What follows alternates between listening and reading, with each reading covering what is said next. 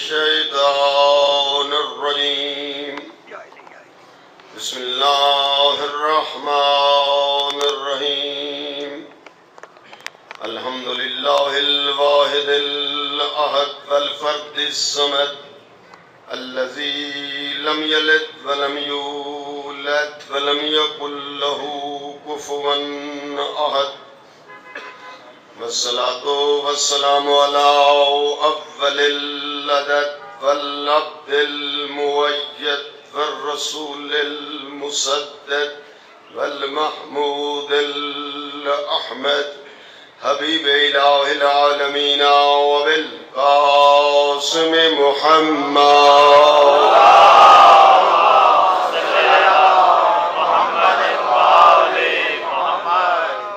وآله الطيبين الطاهرين الغر الميامين المعصومين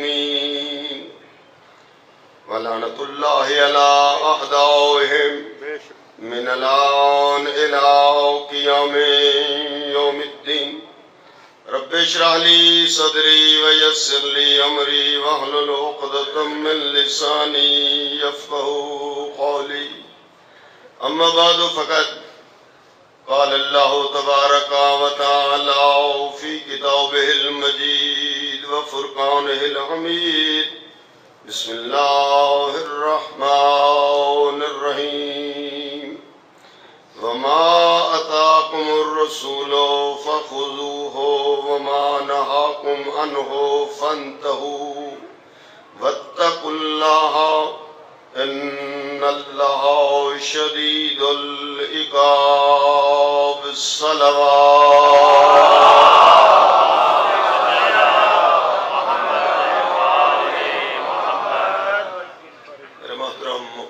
معظم سامعین گرامی، دعا ہے رب کائنات آپ کا چل کے آنا فرش عذاب پہ بیٹھ کے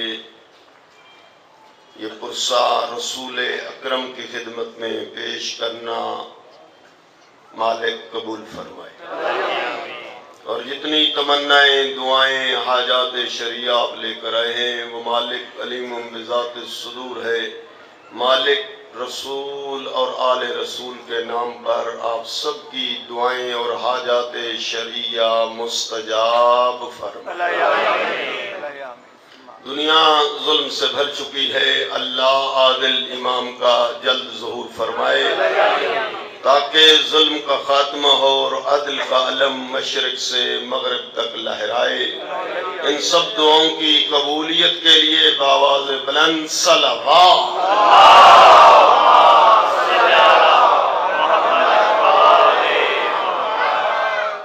کافی دوستوں نے، بزرگان نے، سادات نے، غیر سادات نے میرے ذمہ دعائیں لگائی ہیں، اور وہ نام نہیں لیے جا سکتے، زیادہ ہیں۔ دعائیں کی درخواستیں کرنے والے مالک جانتا ہے، اور وہ آپ سے امین کہلوانے کی آرزو رکھتے ہیں، لہذا اللہ ان کی دعائیں بھی مستجاب فرمائے۔ اپنی دعاؤں اور ان کی دعاؤں کی قبولیت کے لیے بآواز بلند صلوات۔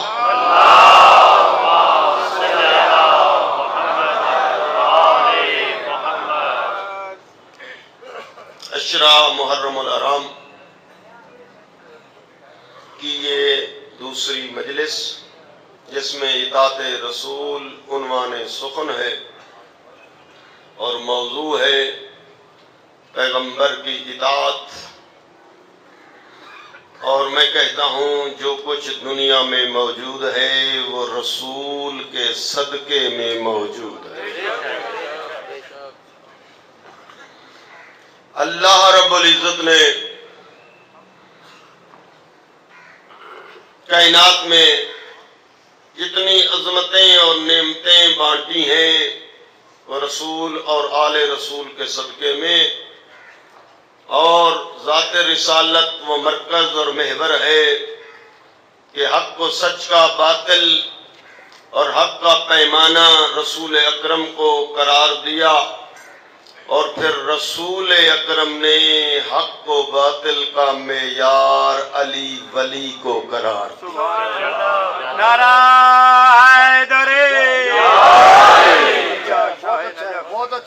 ماشاءاللہ قبلہ. اور اس سلسلے میں گفتگو جاری ہے اطاعت رسول کے عنوان سے.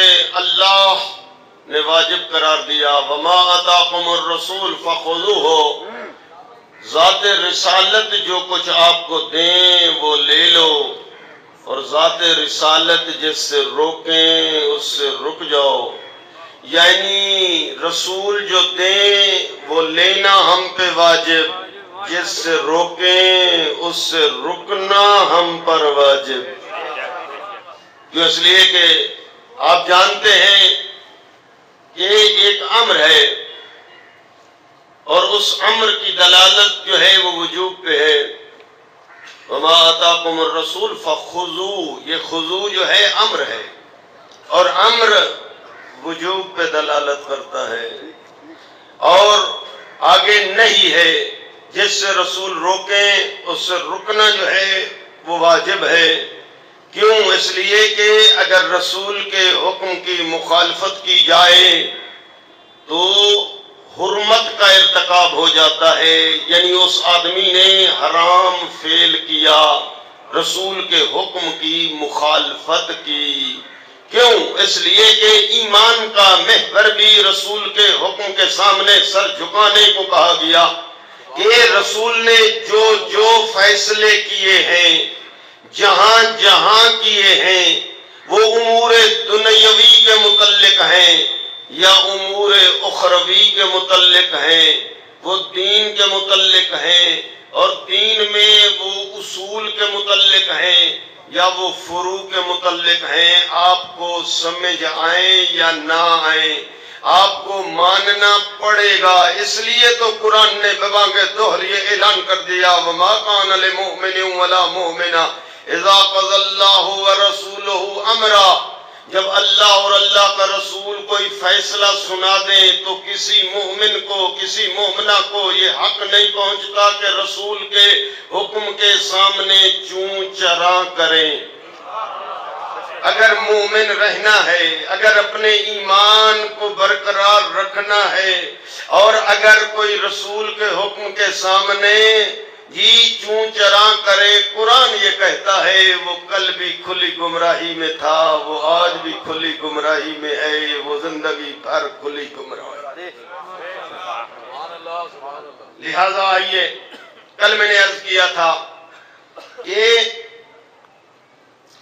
یہ تشیع اور شیعت، بعض دوست جو ہیں وہ متوجہ نہ ہونے کی وجہ سے باتیں ہوتی ہیں. آج دور پروپیگنڈے کا بھی ہے، اور جب باتیں تشیع کے خلاف ہوتی ہیں تو ہم پہ لازم ہو جاتا ہے کہ تشیع کی نمائندگی اور تعارف میں وہ قرآن کی آیات پیش کریں، احادیث نبویہ پیش کریں، اور اپنے ان نوجوانوں کی خدمت میں یہ آیات اور احادیث ہدیہ کریں کہ جب بھی کوئی دوست آپ سے یہ سوال کرے، جب بھی کوئی دوست آپ سے یہ پوچھے کہ یہ عقیدے کی یہ شک آپ نے لی ہے تو کہاں سے، یہ فروع دین کا یہ والا عمل آپ کرتے ہیں تو کیسے اور اس کی دلیل کیا ہے، فلاں موقع پر آپ نماز جماعت سے نہیں پڑھتے تو کیوں نہیں پڑھتے، تو آپ محبت سے اتنا کہہ سکتے ہیں کہ دیکھو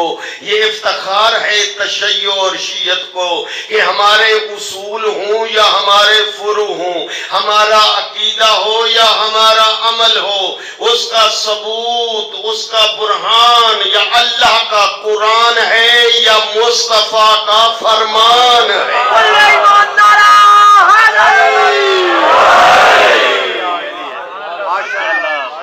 تو برادران کو گھبرانے کی کوئی ضرورت نہیں ہے، یہ محبت سے. ہاں، اس لیے کہ وہ فضائیں ختم ہو گئی مناظرے کی، اس میں ضد بازی، اس میں اناد، اس میں ایک دوسرے پہ غلبہ کرنے کی وہ نیتیں شروع ہو جاتی ہیں، اور انسان جو ہے اصلی ہدف تک نہیں پہنچ سکتا. علماء تو صرف مساجد میں تقریر کریں گے، علماء تو امام بارگاہوں میں یہ دلیلیں پیش کریں گے، لیکن آپ نوجوانوں پر لازم ہے کہ اگر کوئی آدمی دلیل پوچھ رہا ہوتا ہے تو وہ دلیل آپ پیش کر سکتے ہیں اپنی محفلوں میں، آپ ہی ان کو کانے مطمئن سیٹسفائز کر سکتے ہیں کہ آؤ یہ ہمیں افتخار ہے کہ دین میں ہم نے کسی چیز کو شامل نہیں کیا، دین ہم نے نہیں بنایا، دین بنانا اللہ کا کام ہے، دین سنانا اور پہنچانا یہ رسول اللہ کا کام ہے، اور دین کو قیامت تک حفاظت کرنا علی اور اس کے 11 بیٹوں کا کام ہے۔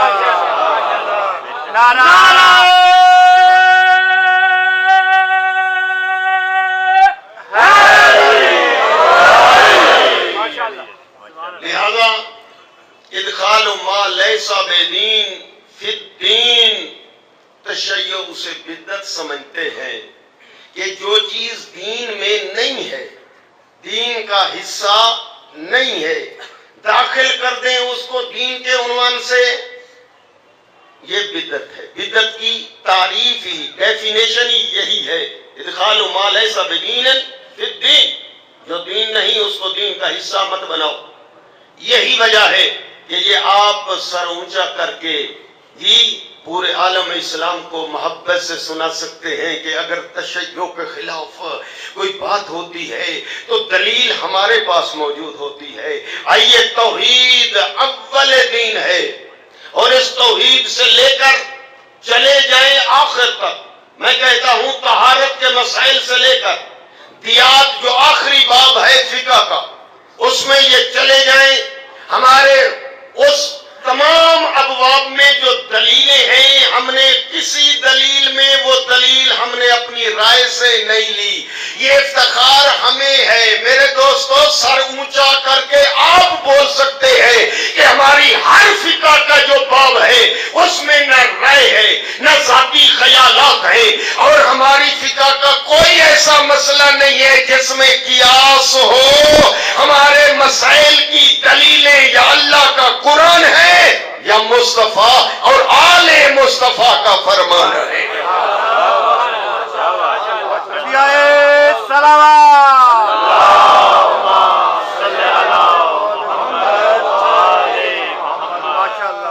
کل میں نے عرض کیا تھا آپ کی خدمت میں کہ آئیے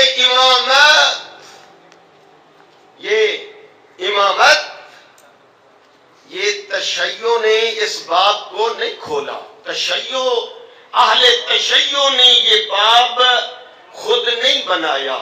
کیوں؟ اس لیے کہ دین حضرت آدم سے لے کر حضرت عیسیٰ تک جتنے انبیاء آئے اسلام کی تبلیغ اور ترویج کے لیے، سب مبلغ اسلام تھے، لیکن ان کی امتوں نے وہ دین بدل دیا، اور ان امتوں میں اختلاف اور فرقے وجود میں آ گئے۔ حتیٰ جتنی کتابیں ہیں وہ کتابیں اتنی تحریف ہو گئی ہیں، چینج، تحریف، تغیر، تبدل ان کتابوں کے اندر کر دیا گیا، اصلی مطالب نکال دیے گئے، جعلی جھوٹے افسانے تورات میں ڈال دیے گئے، زبور افسانوں کا مرکب بن گئی، انجیل تحریفات کا مجموعہ ہو گئی، اصلی احکام خداوندی تورات خدائی کتاب، انجیل خدائی کتاب، انجیل الہی کتاب، لیکن وہ بدل ڈالی گئی۔ یہی وجہ ہے کہ خطرہ تھا کہ یہ کوئی قرآن کریم کو بھی تبدیل نہ کر دیا جائے۔ کیوں؟ اس لیے کہ سابقہ امتوں کا ریکارڈ موجود، اور اسی طرح سابقہ امتوں میں فرقے وجود میں آ گئے، حتیٰ عقائد بدل دیے گئے، توحید کے متعلق ایسے جھوٹے خیالات اور شرک کی باتیں ڈال دی گئی ان ادیان میں جی، اور اسی کے ساتھ فرقے آ گئے۔ حضرت موسیٰ کی امت کے 71 فرقے ہو گئے، اور حضرت عیسیٰ کی امت کے 72 فرقے ہو گئے، اور میرے نبی نے فرمایا ستفترق امتی 73 فرق، نبی کے سینے میں کتنا درد ہوگا جب یہ حدیث ارشاد فرما رہے ہوں گے. فرماتے ہیں میری امت کے بھی 73 فرقے بن جائیں گے, میری امت بھی بٹ جائے گی 73 فرقوں میں. کلہم فی النار الا واحدہ, ایک کے علاوہ سب جہنم میں جائیں گے. اب گویا یہ سارا منظر رسول اکرم اپنی آنکھوں سے دیکھ رہے ہیں. اللہ رب العزت جو اللہ ملک غیوب ہے وہ جانتا ہے کہ دین کو آخری دین, آخری نبی, اور اس کو بھی کہیں تبدیل نہ کر دیا جائے. یہی وجہ ہے کہ وہ انتظام کیا کہ ایسا انتظام ہونا چاہیے کہ جس انتظام کی وجہ سے یہ دین میں تبدیلی نہیں ہونی چاہیے. جیسے دین نبیوں کے سلطان نے دیا ہے یہ دین آخر تک رہ جائے, اس کا انتظام کیا ہونا چاہیے؟ اس کے انتظام کے لیے اللہ نے 12 محافظ معین کیے جو صفات میں کمالات میں مصطفیٰ جیسے. اور یہی وجہ ہے, کل میں نے آیت پڑھی تھی اب خدمت میں, سورہ المائدہ کی آیت 66, جس میں ارشاد رب العزت یہ ہو رہا تھا ان لم تفعل, اے میرے رسول, مخاطب کا لفظ ہے, ان لم تفعل, اے میرے رسول اگر یہ اعلان آپ نے نہ کیا, آج اس محافظ اسلام کی ولایت و حکومت کا اعلان نہ کیا, جس نے اسلام کو قیامت تک کے لیے تغیر و تبدل سے بچانا ہے, جیسے آپ نے دیا ہے ویسے ہی قیامت تک اس کی حفاظت کرنے والی ولایت و امامت کا اعلان اگر آپ نے نہ کیا, میرا رسول تو دین دے کر چلا گیا اور اس کی حفاظت کا انتظام, امام یعنی محافظ اسلام, امام یعنی محافظ دین, اگر اس کی ولایت و حکومت کا اعلان نہ کیا, فما بلغت رسالتا, گویا آپ نے رسالت پہنچائی ہی نہیں. ممکن ہے نماز کے طریقے بدل جائیں.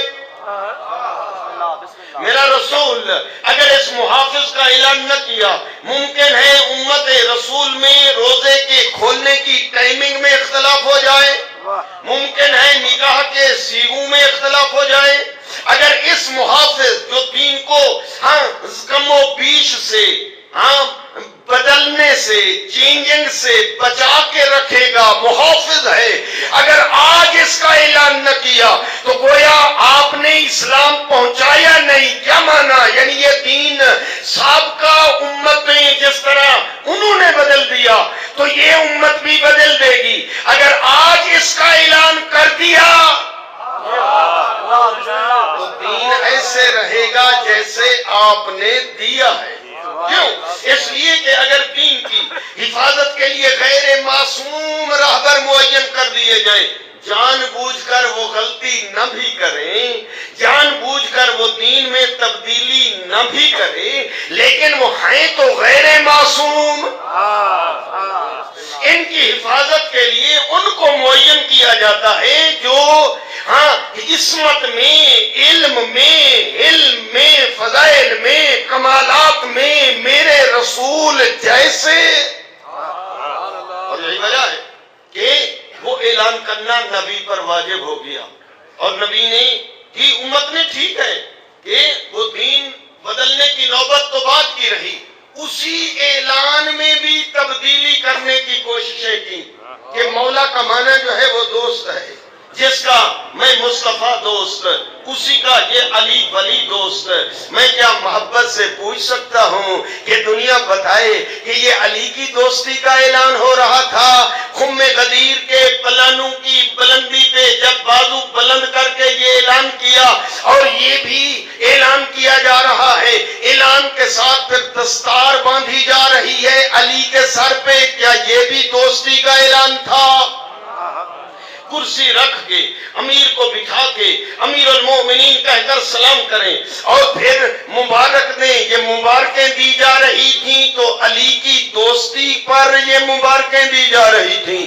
یہ دوستی کا اعلان تھا کہ جس وقت نبی نے یہ اعلان کیا تو اس وقت جب لوگوں نے انکار کیا تو عذاب کی آیات آ گئی.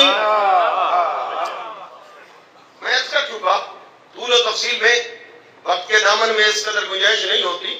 اعتراضات تو آزادی ہے، ہر کوئی کرتا ہے اور کرتا چلا آ رہا ہے، لیکن حقائق ہمیشہ ہی حقائق رہیں گے.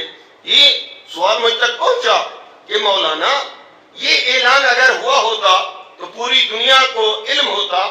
یہ پوری دنیا میں سے صرف آپ کو یاد رہ گیا کہ خم غدیر میں یہ علی ولی کی ولایت کا اعلان رسول اکرم نے کیا. آپ ہی تو پڑھ رہے تھے کہ 1,20,000 یا 1,40,000 کا مجمع تھا، اور یہ اعلان بند کمرے میں نہیں ہوا تھا، یہ اعلان میدان میں ہوا تھا. یہ نیچے نہیں ہوا تھا، پلانوں کی منبر کی بلندی پہ ہوا تھا. یہ رات کو نہیں ہوا تھا، یہ دن میں یہ اعلان ہوا تھا. پھر آخر کیا وجہ ہے کہ یہ اعلان فقط آپ کو یاد رہا، دنیا والوں کو بھول گیا؟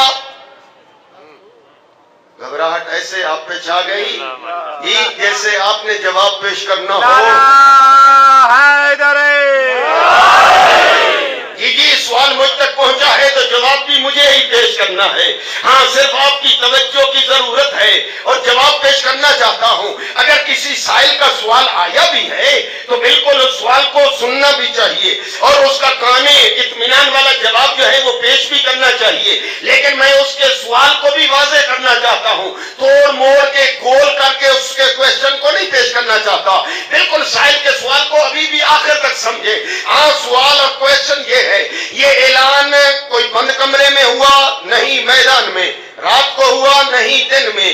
2-4 افراد میں نہیں، 1,40,000 کے مجمع میں. ہاں، آیات اتری، نبی نے سنایا، سب نے سنا. پھر یہ کیسے ہو سکتا ہے کہ صرف آپ کو یاد رہے اور باقی دنیا کو بھول جائے؟ تو یہ ہو ہی نہیں سکتا. تو آئیے، سوال آ گیا ہے تو میرے اوپر لازم ہو گیا ہے اس کا جواب دینا.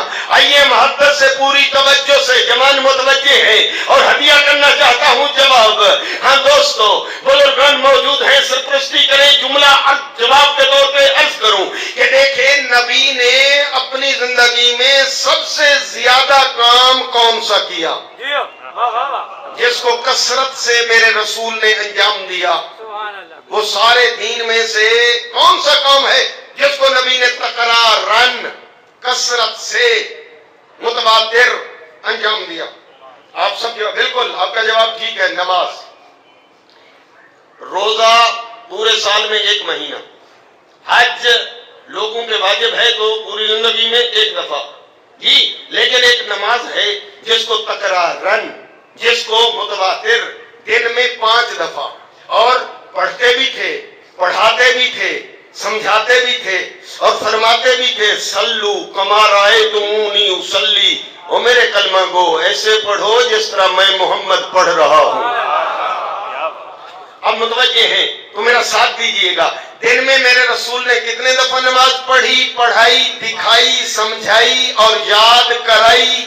5 دفعہ پریکٹیکلی جماعت کرائی میرے نبی نے. پیچھے کھڑے ہو کر لوگوں نے نماز سیکھی بھی، پڑھی بھی اور یاد بھی کی. پریکٹیکلی شکل میں رکوع، سجود، تشہد، قیام، یہ ساری چیزیں رسول اکرم کی ذات سے انہوں نے سیکھی. تو نبی نے دن میں 5 دفعہ نماز پڑھی، پڑھائی. تو مہینے میں میرے نبی نے کتنی نمازیں پڑھی، پڑھائی؟ ذرا دے دیں گے 30 کے ساتھ 5 کو تو جواب آ جائے گا. بالکل ٹھیک ہے آپ کا جواب جی، 150 دفعہ. ذرا توجہ دیں، جواب دینا چاہتا ہوں اس کویسچن کا جو ابھی آپ پہنچا. ذرا بتائیں کہ یہ اعلان، تو اس اعلان کے حوالے سے گفتگو. نبی نے 150 دفعہ نماز مہینے میں پڑھائی جی، اور پھر سال میں کتنے دفعہ؟ 150 تو آپ نے کہہ دیا 1 مہینے میں جی. تو پھر 12 سے ضرب دے دیں جی، بالکل 1800. 1800 دفعہ رسول اکرم صلی اللہ علیہ وآلہ وسلم نے اپنے پیاروں کو نماز پڑھائی.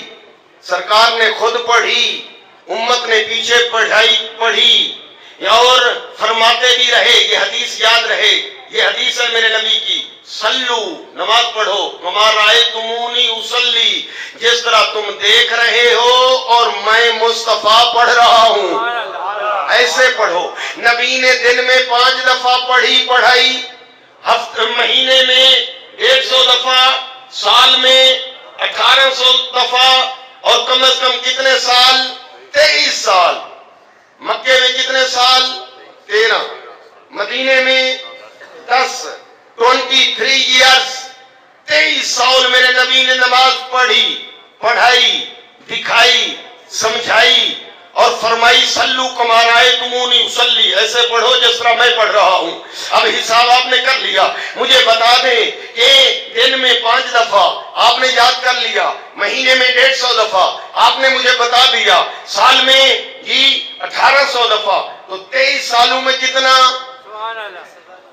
جی 41,400 دفعہ. آخر تک جملہ پہنچنا چاہیے میرے دوستو, بزرگان موجود.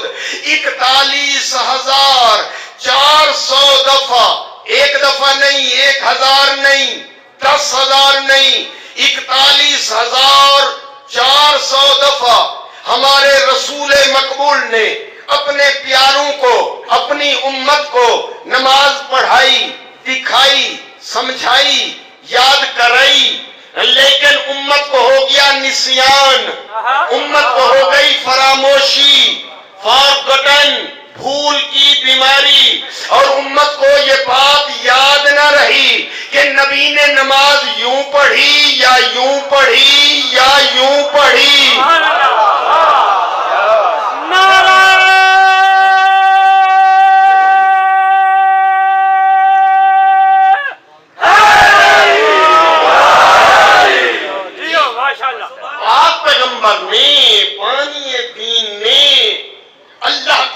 رسول اعظم نے ایک دفعہ ہوتا مان لیا جاتا, امت کو نسیان ہو گیا, بات یاد نہ رہی.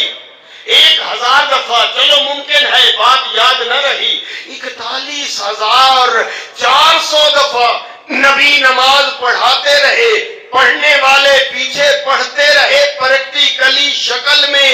یہ اعلان فقط قولی نہیں تھا نماز کا, یہ اعلان فعلی تھا, پریکٹیکلی عملی طور پہ کر کے دکھلا بھی رہے تھے, انجام دے کر سمجھا بھی رہے تھے, پڑھا بھی رہے تھے, یاد بھی کرا رہے تھے. لیکن امت کو ہو گیا نسیان, فراموشی ہو گئی, اور ان کو 41,400 دفعہ والا پریکٹیکلی اعلان بھول گیا.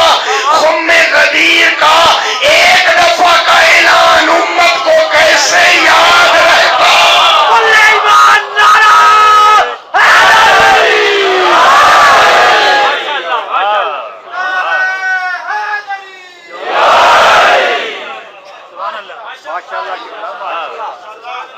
کیوں؟ اس لیے کہ طریقہ تو وہی اپنانا ہے. اب میں وہ آپ کی اسٹڈی پہ چھوڑتا ہوں کہ نبی نے نماز کیسے پڑھی, وہ آپ خود برگردانی کریں. کتابیں موجود ہیں, حدیث موجود ہیں, نبی کا ایک ایک عمل جو ہے وہ کتابوں کے اندر درج ہے کہ نبی نے نماز کیسے پڑھی. اب بعد از پیغمبر دین اسلام میں اختلاف ہو گیا, یہ نہیں ہونا چاہیے, اور پھر یہ کیوں ہوا؟ یہ تو صرف ایک میں نے نماز کی مثال دے دی. آپ آ جائیں, وضو کے طریقے میں اختلاف ہو گیا. اگر 5 دفعہ جو ہے وہ نماز, تو دن میں 5 دفعہ وضو, مہینے میں 150 دفعہ وضو امت نے کیا, 1800 دفعہ سال میں وضو کیا. سنت نمازوں کے لیے کیا وہ تو ایک علیحدہ, مستحب اعمال کے لیے وضو کیا تو وہ ایک علیحدہ. میں کہتا ہوں کم از کم واجب نمازوں کے لیے جو وضو کیا, ہاں سال میں 1800 دفعہ, 23 سالوں میں 41,400 دفعہ امت نے وضو کیا. پھر بھی امت بھول گئی کہ پاؤں کا مسح کرنا ہے یا پاؤں کو دھونا ہے. جو 41,400 دفعہ کا پریکٹیکلی عمل بھول سکتی ہے, وہ خم غدیر کا ایک دفعہ کا اعلان کیسے یاد رکھ؟ یہی حال ہے باقی شریعت کا. یہی وجہ ہے کہ اللہ کے رسول نے یہ اللہ کے حکم سے معین کیا کہ دین اسلام کا محافظ فقط معصوم. سبحان اللہ. نبی کی جگہ پر وہ جو نبی جیسا ہو، علم میں بھی عصمت میں بھی. اور معاف کر دینا یہ جملہ ناگوار نہ گزرے، یہ اللہ نے یہ اختیار اپنے حبیب رسول کے حوالے بھی نہیں کیا کہ میرا رسول تو اپنی مرضی سے جس کو چاہے انتخاب کر دے. نہیں، فرمایا کہ یہ انتخاب کرنا میں اللہ کا کام ہے. ہاں اعلان کرنا تیرا کام ہے، بنانا میرا کام ہے، دکھانا تیرا کام ہے. یہی وجہ ہے قرآن بھی سنو، حدیث بھی پڑھو. قرآن کہتا ہے انی جاعل فی الارض خلیفہ، ہاں کہ میں بنانے والا ہوں. نبی کہتے ہیں انی تارکون، میں تمہیں دینے والا ہوں.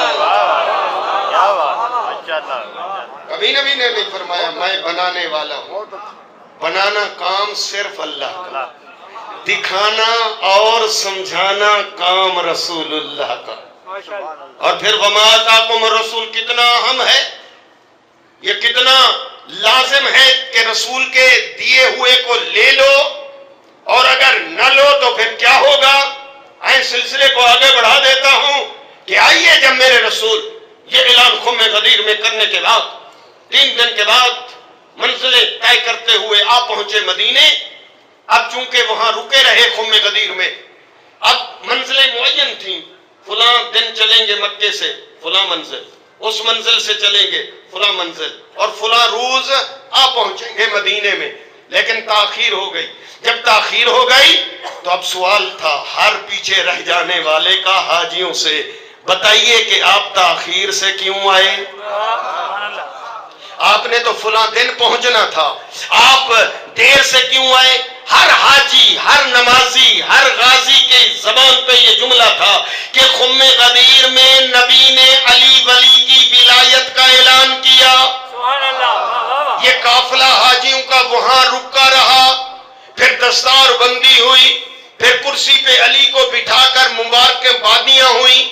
ایسے ہوا، یوں عمل ہوا. ہاں جب یہ باتیں سنائی گئیں اس وقت تاریخ نے لکھا کہ اس وقت حارث بن نعمان فہری آیا.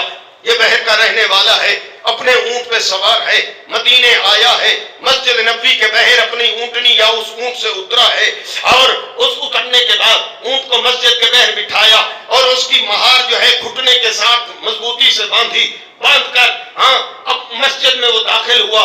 آتے ہی سلام کے بعد اس نے ایک جملہ کہا، اور وہ جملہ یہ تھا، دیکھ کر کہتا ہے یا رسول اللہ، آپ نے یہ اعلان جو خم غدیر میں کیا ہے اپنی طرف سے کیا ہے یا اللہ کی طرف سے؟ اب یا رسول اللہ بھی کہہ رہا ہے، کیا معنی؟ یعنی رسول کی رسالت کا قائل ہے. ایسے نہیں ہے کہ یہ غیر مسلم ہے، نہیں میرے دوستو، یہ مسلمان ہے. تبھی تو کہہ رہا ہے کہ آپ نے توحید منوائی، ہم نے مانی. آپ نے رسالت منوائی، ہم نے مانی. آپ نے فرمایا کہ جنت ہے، ہم نے مانی. آپ نے حساب کتاب سب منزلیں بتائیں. نماز کا کہا، ہم نے پڑھی. روزے کا فرمایا تو ہم نے روزہ رکھا. زکات کے واجب کے احکام بتائے تو ہم نے واجب زکات جو ہے ادا کر دی. اب فرماتے گئے، ہم مانتے گئے. اب جاتے جاتے علی کی ولایت کا اعلان، علی کو ہمارے سروں پہ مسلط کر رہے ہیں. میں کہتا ہوں آج جو یہ کہتے ہیں کہ مولا کا معنی ہے دوست، تم سے تو وہ جو اونٹ چرانے والا جنگل میں رہتا ہے وہ بھی بہتر سمجھ گیا. کہتا ہے کہ علی کو ہمارے سر پہ مسلط کر دیا.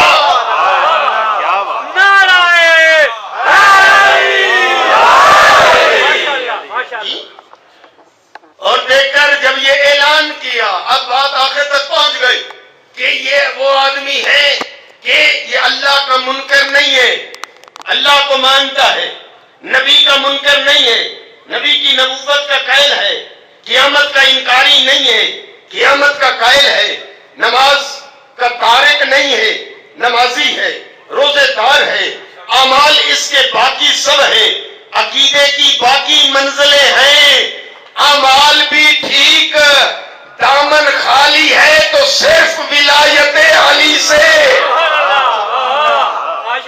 اور اس وقت یہ جملہ کہتا ہے کہ یہ اعلان اگر آپ نے اپنی طرف سے کیا ہے تو میں نہیں مانتا، اور اگر یہ اعلان اللہ کی طرف سے کیا ہے تو اللہ میرے اوپر عذاب نازل کرے، جیسے اس نے کہا کہ عذاب نازل کرے۔ ادھر آسمان سے ایک کنکر پتھر جو ہے گرا، سر پہ لگا، یہ فنار و سکر ہو گیا۔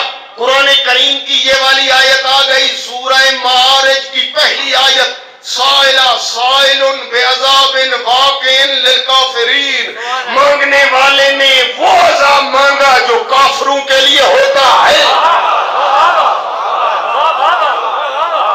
لیس لہو دافع، پھر وہ بچ نہ سکا، یہ اس نے عذاب مانگا، یہ اطاعت رسول کے مقابلے میں آیا، حکم رسول نہ مانا۔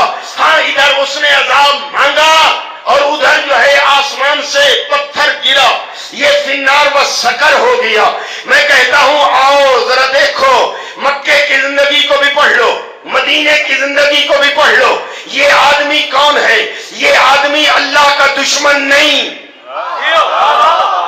اگر پڑھیں گے ہسٹری تو یہاں نتیجے تک پہنچیں گے۔ یہ آدمی رسالت کا دشمن نہیں ہے، میں کہتا ہوں دین کے باقی اجزاء اور حصوں کا دشمن انکاری نہیں ہے، یہ اللہ کو بھی مانتا ہے۔ میں کہتا ہوں دو جملے دیکھ لو، علی امیر المومنین نے بدر لڑی، احد لڑی، خندق لڑی، خیبر لڑی، جتنی جنگیں ہیں ان جنگوں میں علی کے ذاتی دشمن نہیں تھے، وہ دشمن یا اللہ کے تھے، وہ دشمن یا رسول اللہ کے تھے۔ لیکن جب علی کے مقابلے میں آئے وہ دشمن، پھر علی کی تلوار سے بچ نہ سکے۔ گویا میں دوسرے لفظوں میں کہہ دوں جملے پر آسان کر کے کہ اگر ہم اللہ کا دشمن، رسول اللہ کا دشمن علی کے مقابلے میں آ جائے تو علی اللہ اور رسول کے دشمن کو نہیں چھوڑتا، اور علی کا دشمن توحید کو بھی مانتا ہو، رسالت کو بھی مانتا ہو، لیکن خدا کے سامنے علی کی ولایت کا انکار کرے پھر اللہ اسے نہیں چھوڑتا۔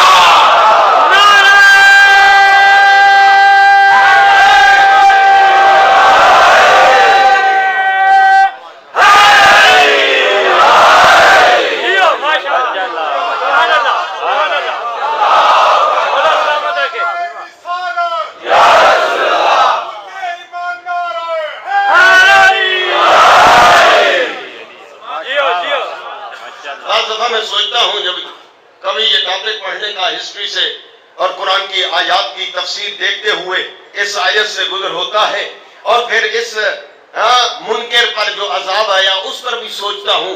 اللہ کے عذاب کی اقسام ہیں، اور وہ سابقہ امتوں میں عذاب آئے وہ بھی آپ کے سامنے ہے، اس امت پہ بھی اگر کسی پہ عذاب آیا وہ بھی سامنے مختلف عذاب ہوتے ہیں۔ یوں بھی ہو سکتا تھا آسمان سے آگ گرتی، یہ جل کے راکھ ہو جاتا، جی میں کہتا ہوں تلوار گرتی، یہ کٹ کے دو ٹکڑے ہو جاتا، زمین منہ کھولتی، یہ زندہ دھنس جاتا، جی لیکن یہ عذاب نہیں۔ عذاب جو ہے وہ پتھر کا کیوں؟ پڑھتے تو آپ سب ہیں، سنتے تو سب ہیں، مقررین کی گفتگو آپ تک پہنچ چکی، لیکن ذرا اس پہ توجہ کبھی کر لیا کریں کہ اور عذاب بھی تو پاسبل تھا۔ پھر آخر وجہ کیا ہے کہ کنکر کا عذاب کیوں آیا؟ پڑھ ڈالیں قرآن کریم، مثال سے واضح ہو جائے گا۔ پڑھو سورہ فیل، الم تر کیف فعل ربک باصحاب الفیل، اصحاب فیل پہ جو عذاب آیا وہ بھی کنکر کا۔ توجہ، اس منکر پہ جو عذاب آیا یہ بھی عذاب کنکر کا۔ وہ دشمن تھے کعبہ کے، اور یہ دشمن ہے مولود کعبہ کا۔ فرما دیا جو عذاب کعبے کے دشمن کا ہے وہی عذاب مولود کعبہ کے منکر کا ہے۔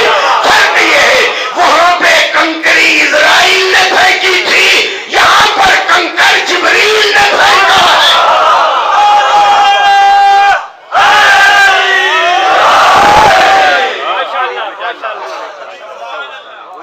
بعض دفعہ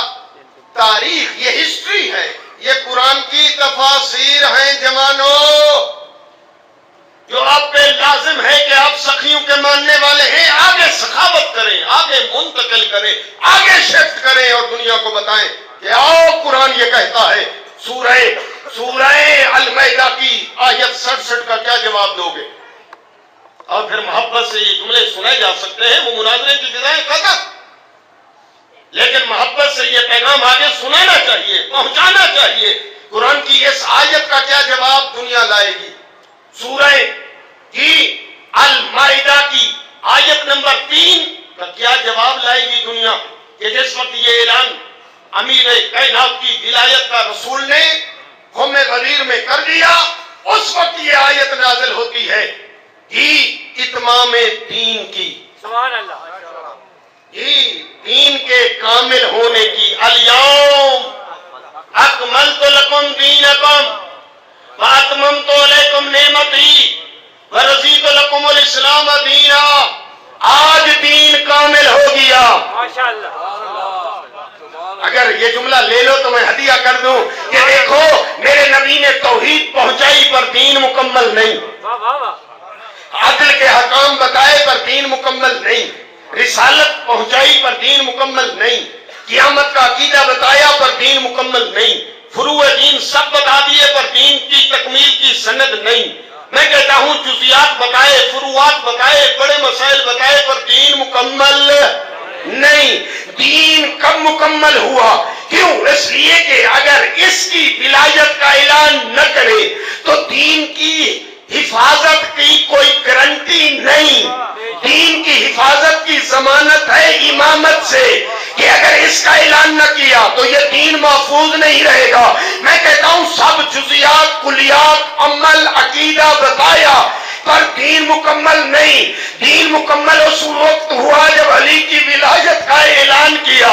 میں کہتا ہوں جب نبی کی موجودگی میں اعلان کرتے ہوئے اس وقت کی امت کا دین علی کی ولایت کے بغیر مکمل نہیں ہو سکتا، تو آج کی امت کا دین بغیر ولایت علی کے کیسے مکمل؟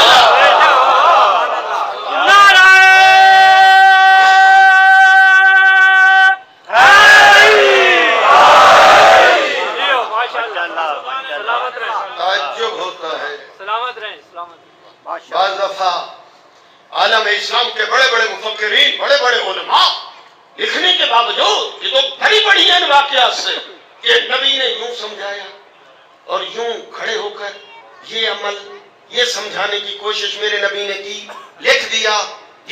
میں کہتا ہوں نبی نے دو چیزیں دی، کچھ چیزیں نبی نے دکھائی نہیں ہیں، صرف فرما دی، لیکن مختار تھے، اگر اعجاز نبوت سے چاہتے تو وہ دکھا بھی سکتے تھے۔ دیکھیں نبی نے فرمایا توحید ہے، کسی نے خدا کو دیکھا امت نے مان لیا۔ نبی نے فرمایا ملائک ہیں، فرشتوں کو کسی نے دیکھا مان لیا۔ جنت ہے، کسی نے دیکھا مان لیا۔ جہنم ہے، کسی نے دیکھا نہیں، مان لیا۔ میرا یہ عقیدہ ہے اگر نبی دکھانا چاہتے اشارے کرتے پردے ہٹ جاتے، امت کو جنت بھی نظر آ سکتی تھی، جہنم بھی نظر آ سکتی تھی، وہ دوسرا عالم بھی دیکھ سکتی تھی۔ اگر نبی اپنی پاور اور طاقت سے دکھانا چاہتے دکھا سکتے تھے، پر میرے نبی نے وہ دکھائی نہیں، یہ بس فرما دی۔ کوئی دوسرے لفظوں میں میں کہتا ہوں جو چیزیں نبی نے، کچھ چیزیں نبی نے چھپا چھپا کر دیں اور کچھ چیزیں نبی نے دکھا دکھا کر دیں۔ کیا ہو گیا ہے امت پیغمبر کو؟ جو چیزیں نبی نے چھپا چھپا کر دی ہے ان کو تو لے لیا، اور جو چیزیں نبی نے اٹھا اٹھا کر دکھا دکھا کر دی وہ کیوں نہ؟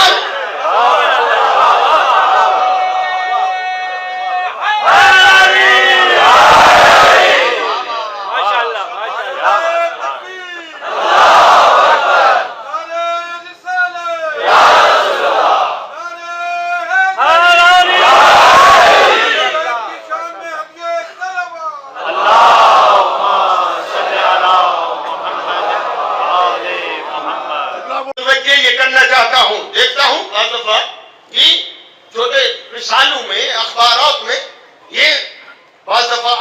کوٹ کی جاتی ہے اور اس کے اندر فضائل میں کچھ اور باب ذکر کر دیے جاتے ہیں کہ حضرت ام المومنین فرماتی ہیں کہ اگر میری سوئی گم ہو جاتی تھی تو نبی کے نور کی روشنی اتنا ہوتی تھی، رات کے ٹائم میں نور نبوت کی روشنی میں وہ سوئی تلاش کر لیتی تھی۔ جی میں نے پڑھا، میں بہت خوش ہوا جی، اس لیے کہ نور نبوت یہ عظمت یہ بیان کرنی چاہیے یہ چیزیں، یہ مجھے بڑی خوشی ہوئی ہے یہ جملے سن کر۔ لیکن تعجب اس بات کا ہوا کہ میں حیران ہوں کہ مورخ کو جی یہ تو نظر آ گیا کہ یہ واقعہ، یہ حدیث، یہ جملہ گھر کا ہے، میدان کا نہیں، یہ جملہ مستورات کا ہے، مردوں کا یہ جملہ نہیں۔ ہاں کیا ہو گیا ہے، مورخ کو رات کی تاریکی میں نور نبوت سے سوئی تو نظر آ جاتی ہے، لیکن 18 ذی الحج کے چمکتے ہوئے دن میں غدیر کے پلانوں کی بلندی پر نبی کے ہاتھوں پر علی نظر نہیں آتا۔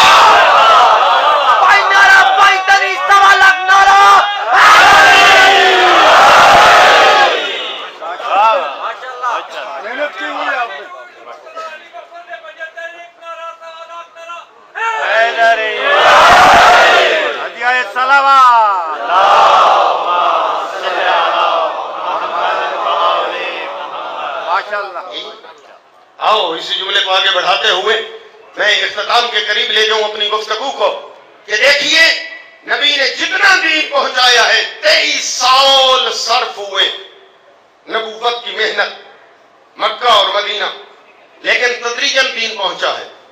کیا پروگرام ہے؟ سارا دین نبی نے ایک دن ایک دفعہ پہنچا دیا؟ دفعتاً نہ، تدریجاً جی۔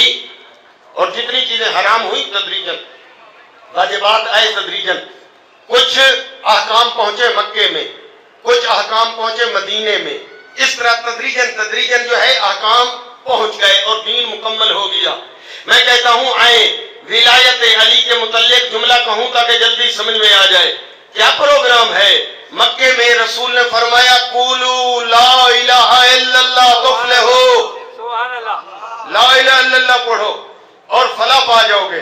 مکے میں رسول نے فرمایا لا الہ الا اللہ، آخر تک توجہ ہونی چاہیے۔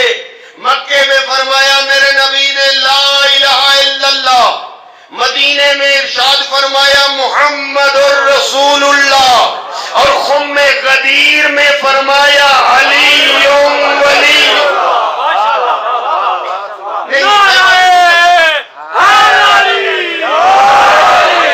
بالکل میں ہی شاید واضح نہ کر سکا۔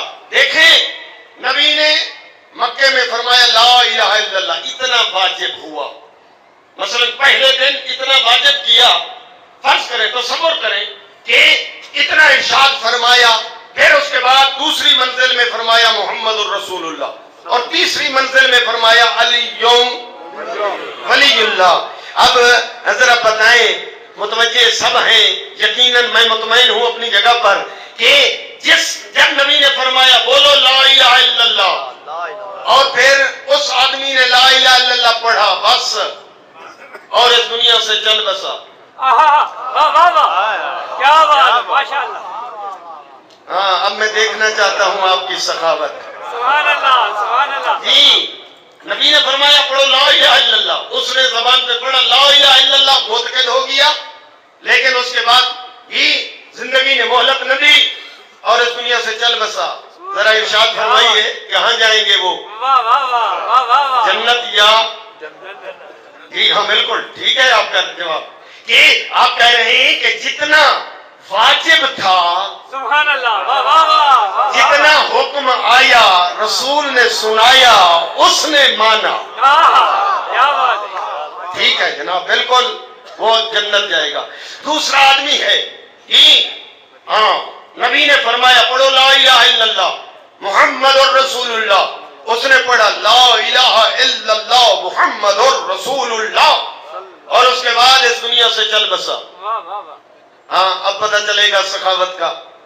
یہ کہاں جائے گا؟ جنت یا بالکل جنت. آپ کہہ رہے ہیں جتنا رسول نے منوایا اتنا اس نے مان لیا. اب تیسرا جملہ، یہ رسول اللہ نے مکے میں پڑھایا لا الہ الا اللہ، مدینے میں منوایا محمد الرسول اللہ، اور خم غدیر میں پہنچ کے منوایا علی ولی اللہ.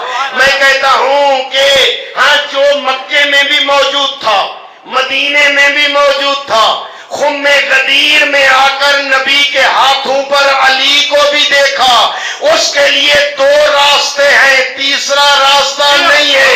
یا تو اسے خم غدیر سے پہلے مرنا پڑے گا یا پھر اسے علی ولی اللہ پڑھنا پڑے گا.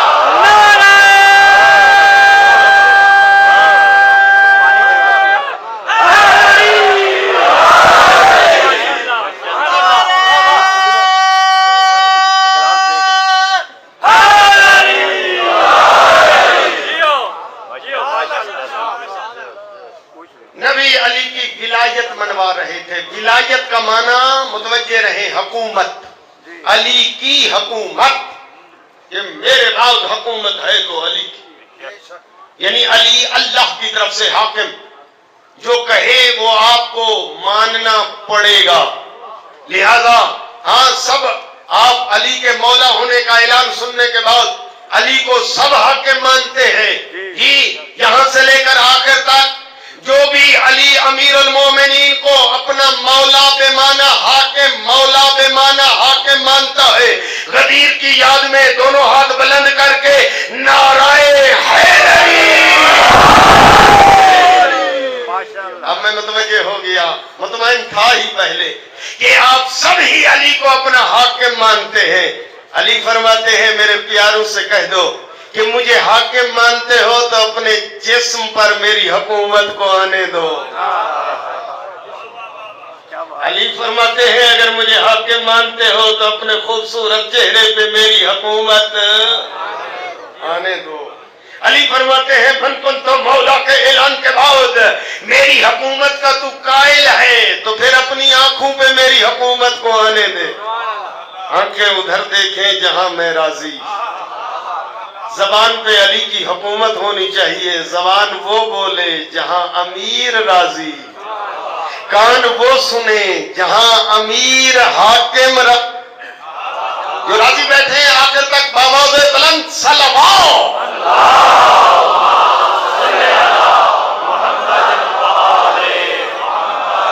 آئیے میرے دوستو، بزرگان گرامی کی موجودگی میں جملہ عرض کروں. آیا ہے کہ ہاؤس سے ایک آدمی اور دیکھ کر کہتا ہے یا رسول اللہ علمنی عملا، مجھے ایک عمل تعلیم کریں، مجھے ایک ایسا عمل دیں، عمل ایسا ہو یحبنی اللہ، جب میں عمل انجام دوں تو دنیا اللہ سے محبت کرتی ہے، پر عمل ایسا ہو کہ خود اللہ مجھ سے محبت کرے. یحبون المخلوقون. دوسرا فائدہ اس عمل کا ایسا ہونا چاہیے کہ مخلوق مجھ سے محبت کرے، میری چاہنے والی بن جائے. تو تیسرا یا رسول اللہ مجھے عمل تعلیم کریں، مجھے عمل دیں، میں آپ سے عمل لینے کی نیت و غرض و غایت سے حاضر ہوا ہوں یا رسول اللہ. عمل ایسا ہو یسری اللہ مالی، اللہ میرے مال میں اتنا برکت دے، رزق میں اتنا اضافہ ہو کہ رزق اتنا ملے سنبھالوں تو نہ سنبھال سکوں، اضافہ ہی اضافہ. چوتھا دیکھ کر عرض کرتا ہے یا رسول اللہ مجھے عمل دے، اے سخیوں کے سلطان، اے نبیوں کے سردار. وہ عمل ایسا ہونا چاہیے کہ ایسے اللہ بدنی، اللہ مجھے صحت دے، بیماری مجھ سے دور.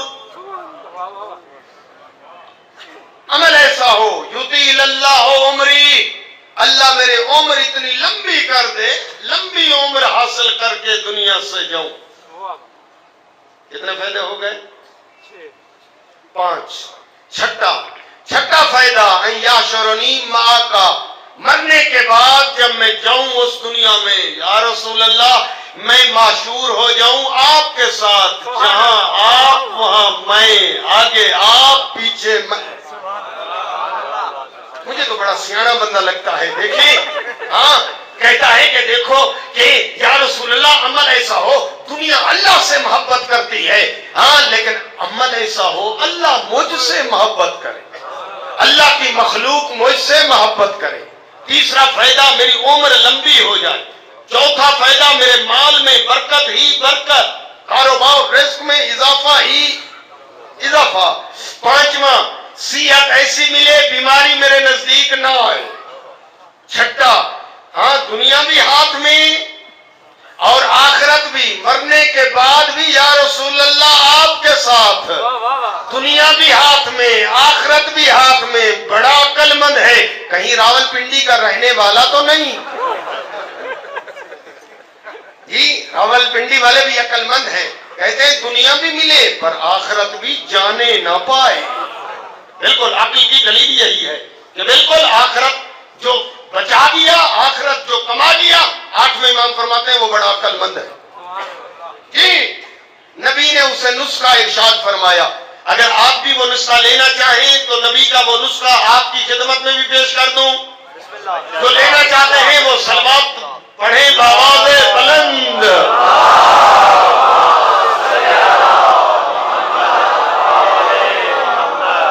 ارشاد نبوی دیکھ کر میرے نبی فرماتے ہیں، او بندہ خدا دیہات سے آیا ہے اور تیرے یہ 6 سوال ہے، ہر سوال کے لیے ایک کام کرنا پڑے گا، اس کے لیے یہ کام کر، یہ چیز تمہیں مل جائے گی، دوسرے مقصد کے لیے یہ کام کر، تمہیں یہ چیز بھی مل جائے گی۔ 6 چیزوں کے لیے 6 نسخے نبی نے تجویز فرمائے۔ پہلا نسخہ ارشاد نبوی، سرکار فرماتے ہیں بندہ خدا اذا اردت ان یحبک اللہ فخافہ واتقہ، جب تو چاہے کہ اللہ تجھ سے محبت کرے پھر جا نسخہ لکھ عمل کر، اللہ تجھ سے محبت کرے گا، متقی تو بن جا، متقی تو بن جا، وعدہ ہے اللہ تجھ سے محبت کرے گا۔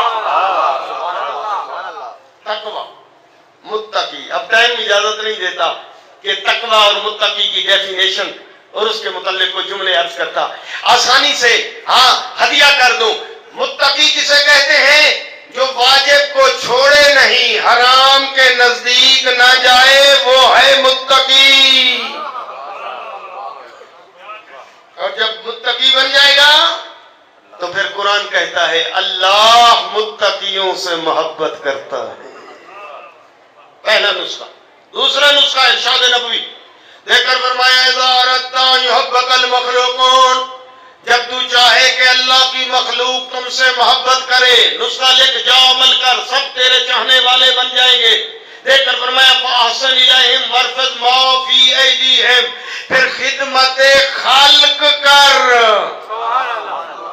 چھوٹا سا جملہ ہے لیکن اس کی تشریح، خدمت خلق، پھر دینے والا بن جا، لینے والا نہیں، ہاں پھر لوگ تم سے محبت کریں گے۔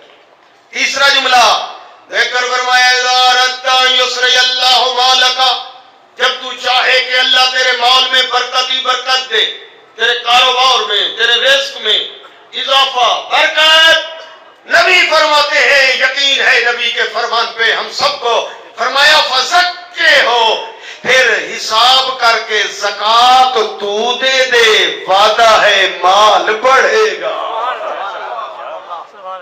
چوتھا جملہ دیکھ کر فرمایا اذا اردت ان یصح اللہ بدنک، جب تو چاہے کہ اللہ تمہیں صحت دے، اللہ تمہیں تندرستی دے، بیماریوں سے آزادی ہو، فرمایا فاکثر من الصدقات، پھر صدقات زیادہ دے، صدقے خیرات زیادہ کر۔ اور اس کے بعد دیکھ کر فرمایا اذا اردت ان یطیل اللہ عمرک، جب تو چاہے تیری عمر لمبی ہو جائے، لمبی عمر، نسخہ نبی کا فرمایا فصل ذوی ارحامک، پھر صلہ رحمی کر، رشتہ داروں سے لڑ اور جھگڑ نہیں، بلکہ وہ توڑے تو تو جوڑ۔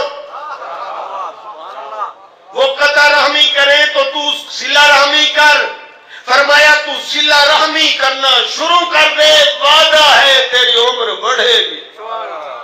आखिरी जुमला इरशाद नबवी देख कर फरमाया, इज़ा अरद्ता अन यहशुरुकल्लाह माई, कि अल्लाह तुम्हें मरने के बाद तुझे मेरे साथ माशूर करे, फातिल सुजूद बैन यदिल्लाहिल कहार, फिर रब्बे कहार के सामने लंबे लंबे सजदे कर। वक्त के दामन में गुंजाइश नहीं रही, ये तशरीह छोड़ दी।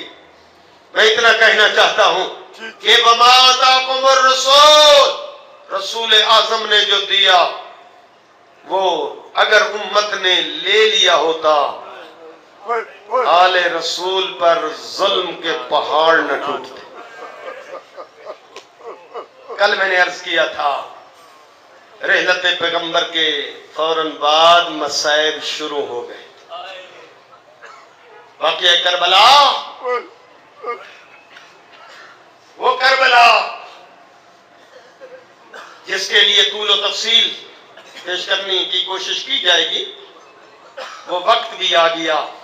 ये करबला, ये मसाइब, ये अज़ादारियां, ये पुरसे जो कभी कभार मजालिस में आते हैं, वो मुतवज्जे रहें कि हम ये पुरसा रसूल अकरम की खिदमत में पेश करते हैं। इस मजलिस के असली बानी रसूल अकरम है। और यही वजह है कि जब सैयदा ज़हरा एक दिन अर्ज करती है, बाबा पैगंबर तशरीफ लाए घर में, तो देखा कि सैयदा रो रही है। पूछा, मेरी नूर नजर, मेरी लख्त जिगर, क्यों रो रही हो? अर्ज करती है, बाबा मेरे शिकम अतहर में जो बच्चा है ये मेरे साथ बातें करता है, और बाबा ये मुझे जुमले कहता है या उम्मा अना वलदो के अल अतशान, अम्मा मैं तेरा प्यासा बेटा हूँ। बाबा जान, बीबी रसूल खुदा की खिदमत में अर्ज कर रही है, बाबा ये बच्चा जो मेरे शिकम में है मेरे साथ गुफ्तगू करता है और कहता है, अना वलदुकिल अतशान, अना वलदुकिल मजलूम, अम्मा मैं तेरा मजलूम बेटा हूँ। और बाबा आज जो इसने ये जुमला कहा है मैं बर्दाश्त न कर सकी। बाबा ये जुमला कह रहा था, कहता है ना वलदो के असोकान, मैं तेरा वो बेटा हूँ जिसके बंद बंद जुदा हो जाएंगे, जिसकी लाश के टुकड़े हो जाएंगे। बीबी ने ये जुमले कहे, रसूल करीम की आंखों में भी आंसू आ गए और देखकर फरमाया, मेरी बेटी ये मेरा वो बेटा है जो दीन की बका के लिए, इस्लाम को बका के लिए वो कुर्बानी पेश करेगा जिसकी कोई मिसाल नहीं होगी। 3 दिन का भूखा प्यासा इसे शहीद कर दिया जाएगा। हज़रतारों, जब बीबी ने सुना कि 3 दिन का भूखा और प्यासा, और नबी ने ये जुमला भी साथ इरशाद फरमाया, बेजुर्म खता, और वो आलम परदेस होगा, इराक की जमीन होगी। अज़दारों, उस वक्त सैयदा हजारों कतार रोने लग गई और बीबी को रोते हुए देखा। उस वक्त नबी करीब आ गए। जैसे करीब आए तो उस वक्त बीबी ने फिर एक सवाल किया, देखकर अर्ज किया, बाबा उस वक्त आप कहाँ होंगे? इरशाद फरमाया, मेरी बेटी उस वक्त मैं मौजूद नहीं हूँ, हाँ मैं दुनिया से जा चुका हूँगा। फिर अर्ज किया, बाबा इसके फिर बाप अली कहाँ होंगे? फरमाया, अली भी शहीद होकर इस दुनिया से जा चुके होंगे। फिर देखकर जुमला कहा, इसका भैया हसन कहाँ होंगे? कहा वो भी जहर के जरिए शहीद होकर जा चुके होंगे। फिर एक जुमला कहा, बाबा फिर मैं कहाँ होंगी? कहा मेरी बेटी तू तो पहले जा चुकी होगी। उस वक्त शहजादी ने रोते हुए एक जुमला बाबा की खिदमत में दर्द भरा जुमला कहा, बाबा फिर इस मजलूम को रोएगा कौन?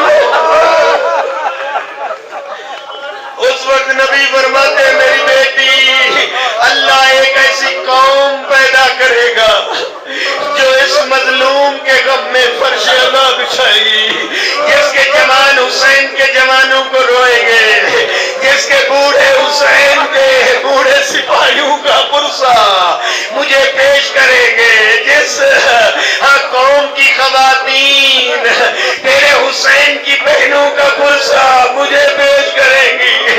عزیزانو، اس وقت بی بی نے آنسو اپنے صاف کر کے ایک جملے کہے، کہا نانا بابا اس وقت میں ان کی شفاعت کروں گی، کہا بیٹی میں بھی ان کا شفیع ہوں گا، تیرا بیٹا حسین بھی ان کی شفیع، ان کے شفیع ہوں گے، شفاعت کرنے والے ہوں گے، اور وہ قوم شفاعت کے ذریعے جنت میں داخل ہوگی۔ عزادارو، یہ پرسہ دینے والے، یہ فرش عزا بچھ گئے، یہ عزاداری کے ایام آ گئے۔ یہ خاص نہیں ہے شیعوں کے ساتھ، جو بھی محبت حسین رکھتا ہے آ جائے اس فرش حسین میں۔ ہاں، جو بھی حسین کو عقیدت پیش کرنا چاہتا ہے محسن اسلام کی خدمت میں آ جائے۔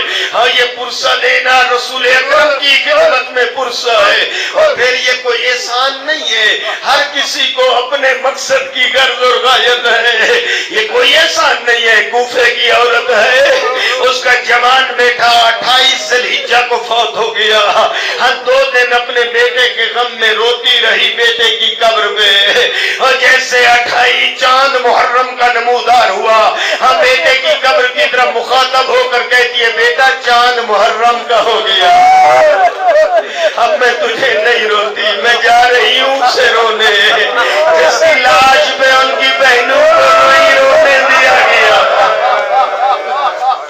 عزیزانو، مجھے معاف کرنا، جملہ تاریخ نے ایسے لکھا، تاریخ کوفہ ذرا پڑھیں، اس میں یہ جملہ درج ہے، آئی ہے پرسہ دیتی رہی، فرش عزا بچھاتی رہی، خواتین کا استقبال کرتی رہی۔ وہ جب 12 محرم کے بعد گئی ہے نا قبرستان میں اپنے بیٹے کی قبر پہ، کیا دیکھا؟ ایک کالے برقعے والی بیوی اس کے بیٹے کی قبر پہ بیٹھی ہے۔ کہا بی بی یہ میرے بیٹے کی قبر ہے، فرمایا میں بھی جانتی ہوں یہ تیرے بیٹے کی قبر ہے، اور تو نے میرے بیٹے کو یاد کیا، مجھے تیرا بیٹا یاد۔ ہاں، محرم کے ایام آ گئے، کل آپ نے چاند دیکھا، کل آپ نے چاند دیکھا ہوگا، ممکن ہے کچھ لوگوں نے نہ دیکھا ہو، کوئی حرج نہیں، اگر چاند نظر آئے تو دیکھ لیا کرو، دیکھنے کے بعد گھر چلے آیا کرو، اپنی حویلی میں آ کر اپنے بچوں کو بلا لیا کرو، اگر چھوٹی بچیاں بھی ہوں انہیں بھی بلا لیا کرو، اور کہہ دیا کرو محرم کا چاند نمودار ہو گیا، زہرا کے لال کے لٹنے کی مدت آ گئی۔ اپنے گھر والوں پردے داروں سے کہہ دیا کرو ایام محرم ہے، اگر ناگوان نہ گزرے تو یہ چوڑیاں اتار دو، ایام محرم ہے، زینت کے لباس نہ پہننا، سیاہ لباس پہن لو۔ وہ جب یہ جملے آپ کہے، ممکن ہے آپ کی کوئی بچی آپ سے سوال کرے بابا یہ کیا کہہ رہے ہیں کہ یہ چوڑیاں اتار دو، زیور اتار دو، کہہ دینا اسی ماہ میں امام کی مظلومہ کمسن بچی کے گوشوارے لوٹے گئے، امام کی مظلومہ بچی کو تماچے لگے۔ عزیزانو، یہی محرم، یہی وجہ ہے کہ امام نانے کے روزے پر عبادت میں مصروف تھے۔ ہاں، قاصد پہنچا ہے ولید کا کہ ایک ولید نے تمہیں دربار میں یاد کیا، سمجھ گئے زہرا کے لال، پڑھنے لگ گئے اِنَّ لِلَّهِ وَإِنَّا إِلَيْهِ رَاجِعُونَ۔ عزیزانو، آئے ہیں، گھر میں تیاری کی ہے، امام نے تیاری کی، جیسے ثانی زہرا نے دیکھا، آگے بڑھ کر بھائی کا دامن پکڑ لیا، کہتی ہے بھائیا اکیلے نہیں جانے دو گی، زمانہ دشمن ہو گیا۔ ہاں، فرمایا ماں جائی، مدینہ میری مقتل نہیں ہے، بھیا امام ابن امام، بے شک مدینہ آپ کی مقتل نہیں ہے، پر نانے کی امت امت سے اعتماد ختم ہو گیا ہے۔ اسی شہر میں میرے نانے کا جنازہ 3 دن رکھا رہا، اسی شہر مدینہ میں اپنے ماں کے پہلو پہ پٹیاں باندھتی رہی ہوں، اسی شہر میں میرے بھائی حسن کے جنازے پہ تیر برسے، اسی شہر میں بھیا اکیلے نہ جائیے، بہن نے بھائی کا دامن پکڑا ہوا ہے۔ جناب عباس نے دیکھا، دوڑتے ہوئے عباس آگے بڑھے، آ کر ایک ہاتھ امام کے قدموں پہ رکھا، جھک کر ایک ہاتھ شہزادی کے قدم پہ، وہ بقیہ والی بی بی کی آواز ہے، عباس میں راضی ہو، تو نے سلے ہوئے قمیضوں کی لاج رکھ دی،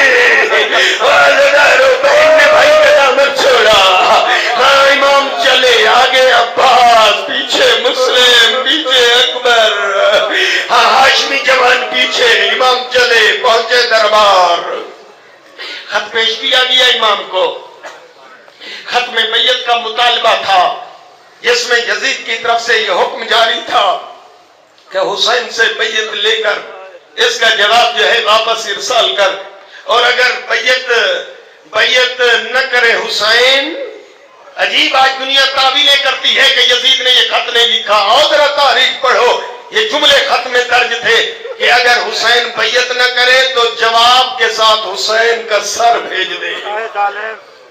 امام نے یہ خط پڑھا، دیکھ کر فرمایا سن انا اہل بیت النبوہ ومعدن الرسالہ ومختلف الملائکہ، جی خطبہ دیا ہے میرے امام نے، ٹائم نہیں ہے تشریح نہیں کر سکتا، اور جملہ کہا مثلی لا یبایع مثلہ، مجھ جیسا کبھی بھی یزید جیسے کی بیعت نہیں کر سکتا۔ اب جب امام نے یہ جواب دیا، دن ہوگا اور دنیا دیکھے گی، سب کو بلا اور ہمارا جواب اعلان سن۔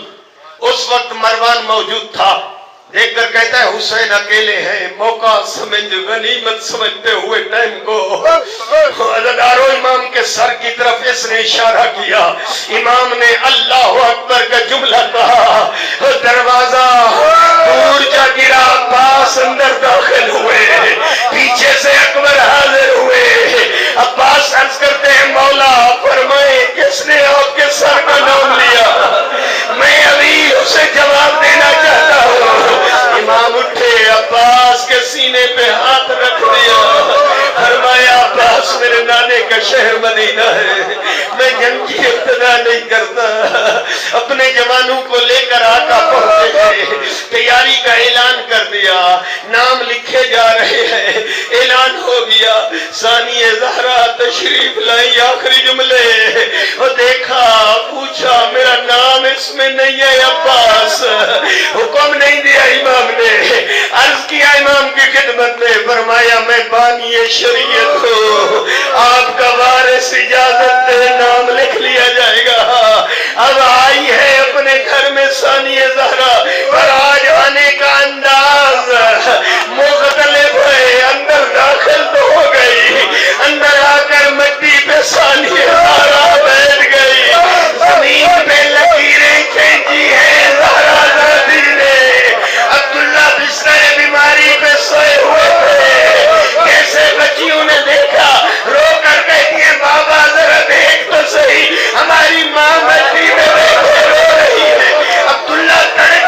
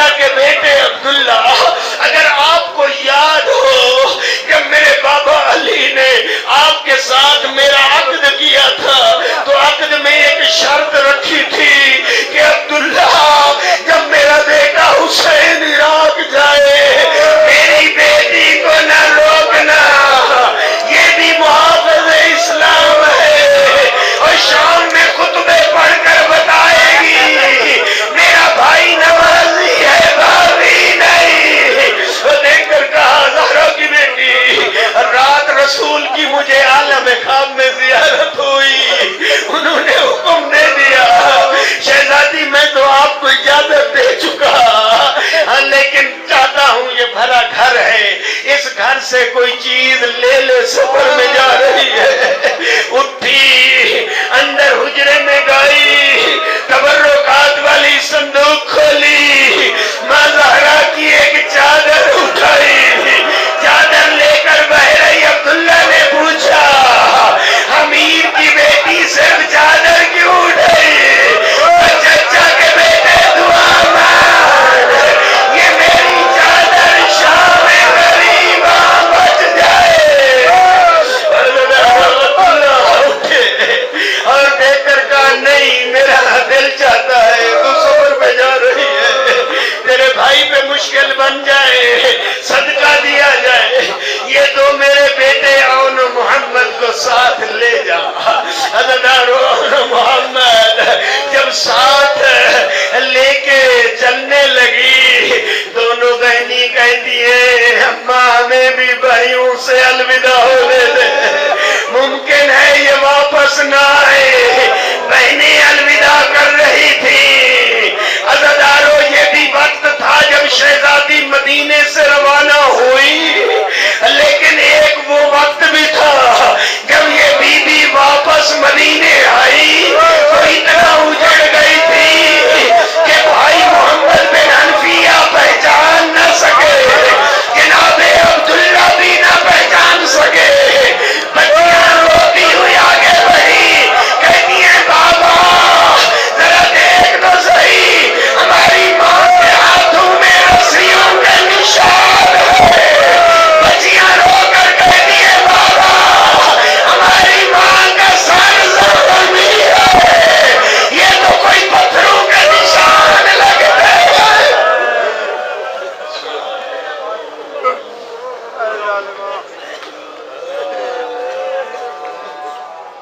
اللہم صلی علی محمد وآل محمد۔ یا اللہ اس مجلس کو اپنی بارگاہ میں منظور و مقبول فرما، جو بیمار ہیں شفاء کاملہ عنایت فرما، جو بے اولاد ہیں نیک اولاد عنایت فرما، جو تنگ دست ہیں ان کی تنگ دستیاں دور فرما، ان تمام حاضرین کی دعائیں مستجاب فرما۔ ملک میں یا اللہ امن قائم فرما، حج و زیارات نصیب فرما، زائرین کی حفاظت فرما۔ میرے اللہ جتنا ڈیوٹیاں دینے والے انتظامیہ اور جو ہمارے نوجوان ان کی حفاظت فرما، اور ہمارے آقا امام زمان کا جلد ظہور فرما، بحق نبی و آلہ برحمتک یا ارحم الراحمین۔